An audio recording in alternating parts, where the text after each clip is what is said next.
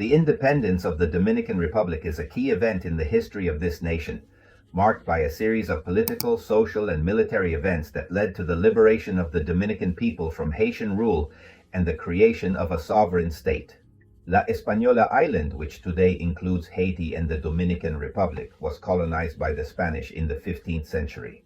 The western part of the island can be go to France in 1697 by the Treaty of Risuich, which gave rise to the French colony of Saint-Domingue, current Haiti, while the eastern part continued under Spanish rule as the Captaincy General of Santo Domingo. Over time, the French part prospered thanks to the slave trade and its plantation-based economy, while the Spanish part remained relatively less developed and with a smaller population. The situation changed radically in the late 18th century when the French Revolution inspired a slave rebellion in Haiti led by Toussaint de Gautil, which culminated in Haiti's independence in 1804, making Haiti the first independent nation in Latin America and the Caribbean, as well as the first country of, let's say, black nurseries in 1801, before the official proclamation of Haitian independence. Susan Duverto invaded the eastern part of the island and abolished slavery in the Spanish colony. However, in 1809, after the defeat of the French at Santo Domingo by Creole and British forces, the eastern part briefly returned to Spanish rule in what became known as the España Boba period 1809 to 1821, a stage of economic and political abandonment of the Spanish part of the island. The first attempt at independence of the eastern part of the island occurred in 1821, led by the Creole José Núñez de Cáceres, who proclaimed the separation from Spain and the formation of the independent state of Spanish Haiti. However, this independence was short-lived. Just 2 months after 1822, the Haitian leader Jean-Pierre Boyer, who governed Haiti after the unification of the western part of the island, he invaded the eastern part and unified the island under his command. The Haitian occupation of the eastern part of the island, that is, the part of what is now the Dominican Republic, lasted 22 years, from 1822 to 1844. During this period, the Haitian administration headed by Boyer abolished slavery and established policies that profoundly affected the Dominican economy and society.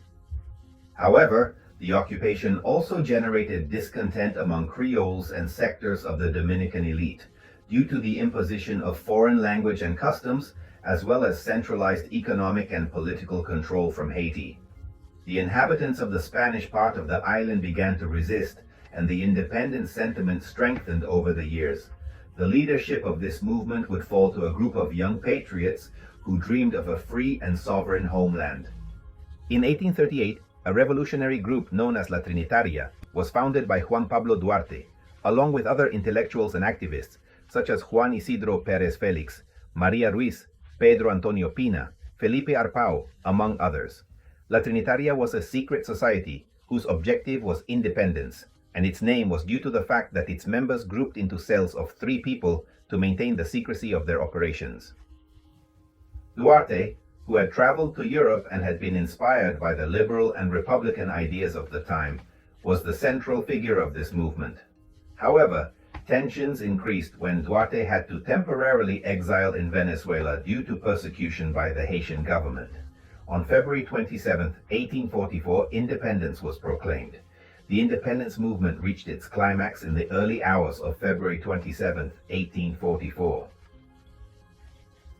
The group, now under the leadership of Matias Ramon Mella, Francisco de Rosario Sanchez, and other leaders, took advantage of the weakening of the Haitian government to strike the decisive blow.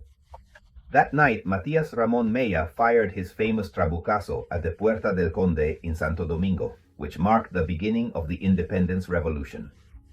Francisco de Rosario Sanchez, in Duarte's absence, raised the flag that had been designed by Juan Pablo Duarte and declared the independence of the Dominican Republic.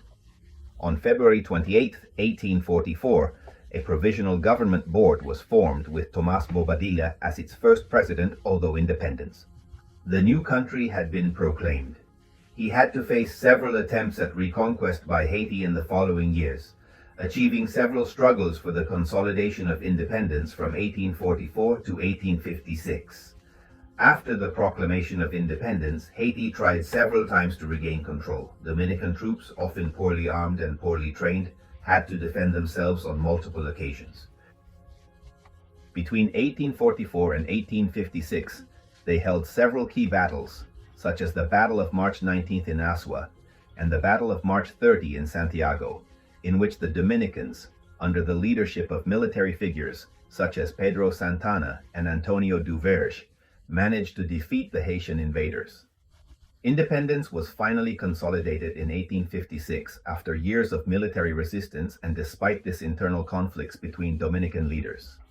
Tensions with Haiti and difficult economic conditions affected the stability of the new country.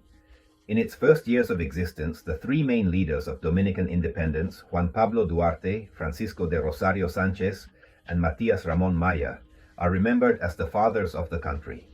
Duarte was the ideologue of the independence movement, while Sanchez and Maya played fundamental roles in the proclamation and defense of independence. Over the years, the Dominican people have continued to celebrate independence every February 27th, a day that symbolizes the struggle for freedom and sovereignty.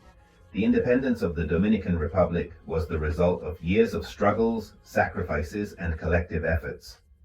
The proclamation of February 27, 1844 marked the beginning of a free nation, but also the beginning of new battles for the consolidation of its sovereignty.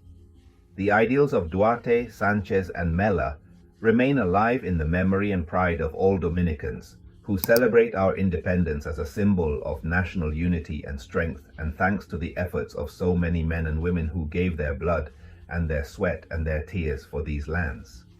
Today we can enjoy this Dominican Republic, internationally recognized for its paradisiacal beaches of white sand that contrast with the blue of the sea and the green of the coconut trees, for a vibrant Santo Domingo, a thriving economy, and people with happy hearts.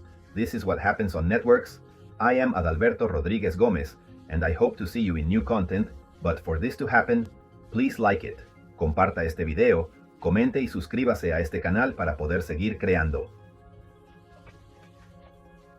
Contenido de calidad.